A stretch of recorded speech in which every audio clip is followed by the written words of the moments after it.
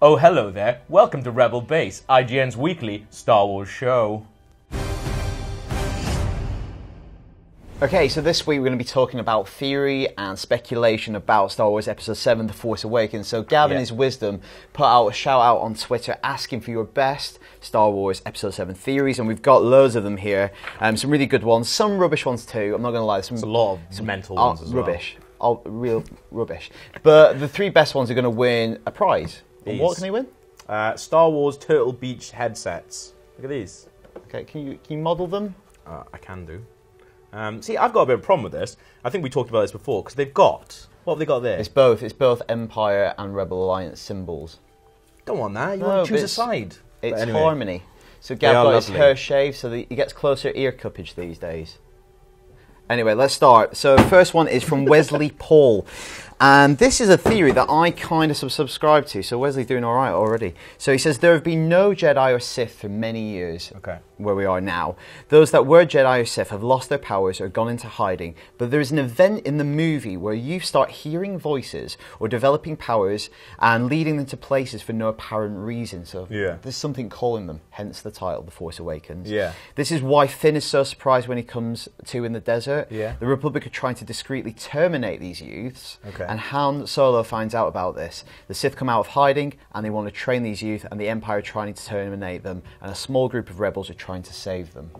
I like that. I think that's really good. So it sort of fits in with the things that we've seen. I mean, just the, 4-second shot of Finn that we see where he's... So it ties in definitely with the 4 seconds. Yeah. So I think it's really cool. So obviously it fits in really well with the title. Yeah. The title's going to establish the central storyline, you think, and the theme of the movie. So this idea that the Jedi and the Force has dwindled in the years following the return of the Jedi. The Jedi didn't really return. No. And I actually really like the idea of the Force awakening and then people... these Force-sensitive people waking up and then having to choose between the side. Then you have the Sith and the Jedi sort of battling, going, "Come play for our team." And go, "No, come over to us." And sort of battling to get all these new people, because I think that's really, really cool. I also like the idea that the Force, almost kind of mystifying it again, because obviously we've been given scientific explanations for the Force with midichlorians, but it almost again mystifies it and gives it this kind of quasi-religious dimension where it calls you, like a spiritual calling. Yeah. And I think the idea of...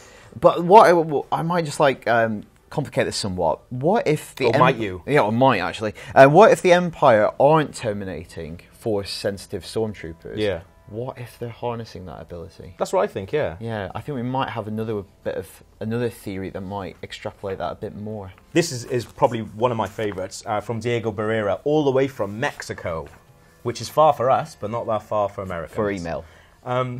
So he talks about Star Wars Rebels, the TV show. Mm-hmm. So Diego says, there's this one episode of the series, Breaking Ranks, where they give us a new perspective to the original saga's stormtroopers. They're no longer Jango Fett's clones, but recruits from all over the galaxy. Here we see Ezra, who's the main guy. As a cadet, he infiltrates the Stormtrooper Academy, where he has to go through some trials. By this point, his Jedi training already started, so he naturally aces them by using the Force. So I quite like that. It was a really, really big thing in the series as well. Everything's sort of leading up to Ezra and these trials, which sort of fits in with that theory as well. And I think Finn also being a reluctant Stormtrooper ties in with this idea, which is fleshed out in Rebels, about Stormtroopers, conscription in action. People are being forced to be Stormtroopers. They don't want to fight, but they're being made to join the Empire. That's fitted in with what we've said since the beginning. Which is good. Brandon Mitchell talks about artifacts and unstable lightsabers. This is one of your favourites. Well, you've been banging on about unstable lightsabers since that trailer dropped. Since year dot. I believe the story is going to be that of a Sith Padawan who goes and finds artifacts of Sith Lords from the past, while the old Star Wars crew tries to stop him. This seems logical to me because of the lightsaber we see in the trailer. It doesn't really even seem like a lightsaber. It has too much power, so it blows extra steam through the side ports. It also looks very unstable. This is one of these ancient Sith's rendition of a lightsaber. Hence, it doesn't look like the lightsabers that we've seen so far. Right. And I think, the idea that it has these kind of side beams gives it a look of a crossguard or a hilt, which make it look more like a medieval sword. Yeah. So therefore, that kind of ties in with it being not a new, modern, cutting-edge lightsaber. It's actually a really old one. Yeah, I really like the idea of it could even be a B story of this, whoever Kylo Ren is, off collecting these artifacts, and it becomes a big thing then towards the sort of end of the movie. Because I think it's going to end really badly for the good guys at the end of Force Awakens, I think. You heard it here first. Yeah. Andy Carolan says, it is 30 years since the events of Return of the Jedi. Han Solo has discovered that he has incurable carbonite poisoning. Luke still can't believe that he kissed his own sister. Oh. Big. Sounds like a really grim film. Yeah. So that's episode 8, directed by Shane Meadows.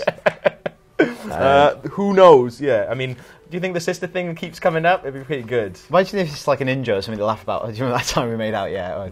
Yeah. Well, I think people would use it more as like an argument winner. So like if they're down the pub or in the canteen and having an argument, it'd be like, if they're arguing about something, it's always a winner, and then you can go, yeah, well, you kiss your sister, mate. So Han Solo. After he's had one too many blue milk martinis. I like that. So Victor Tavares has a really cool theory. So my theory, short on this, my theory is that the Galactic Empire secretly infiltrated the Galactic Republic and has been rebuilding from within, just like Captain America Winter Soldier. I think that's awesome. So it's invaded the Rebel Alliance. Yeah, like Hydra did and S.H.I.E.L.D. It.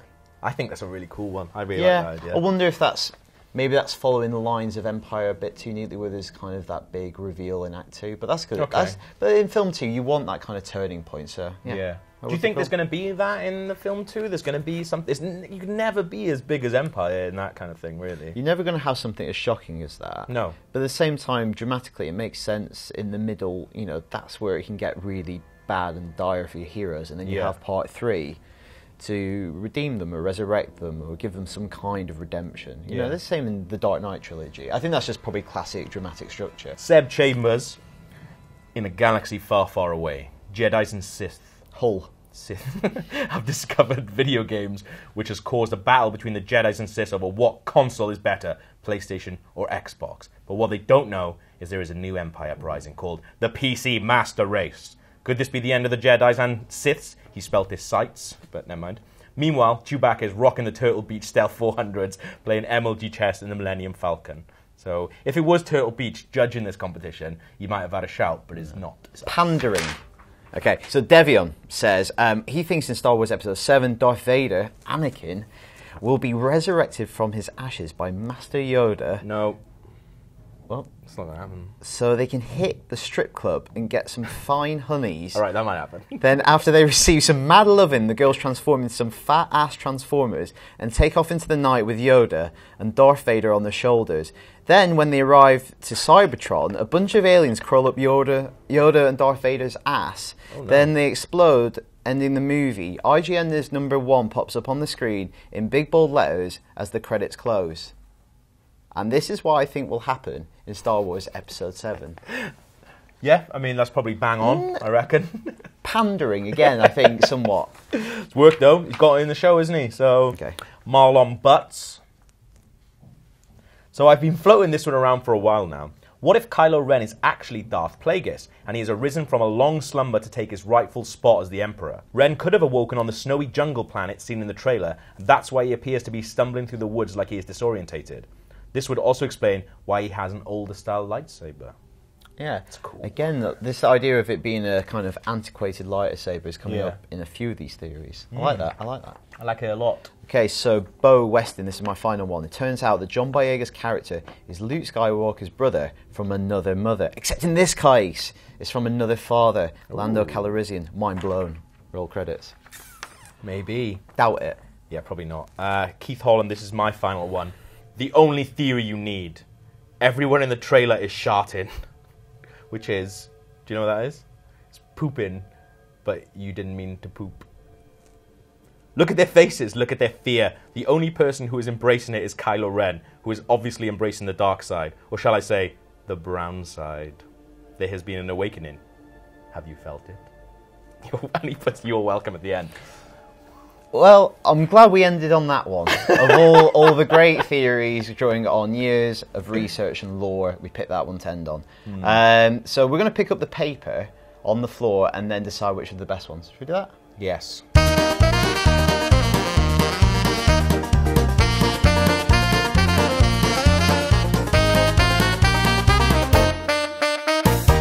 Okay, so we've picked a winner of these lovely things. There's 3 winners altogether. One of you will actually pick the ones that I've managed to get out of this box and hopefully not break. Brandon Mitchell for his Artifact Unstable Lightsaber one. We really, really like that one. Andy Carolan for the fact that Luke still can't believe he kissed his own sister, which we think will be quite a big theme in the new things. And Diego Barrera for his awesome Rebels theory. So well done. At some point, you will receive a pair of Star Wars Turtle Beach headsets. At least in the next 5 years. Definitely. So those were our favourite theories. Obviously, I'm sure you've got loads more. You can email us anytime, rebelbase@ign.com. Contact us on Twitter. And until then, we'll see you next week.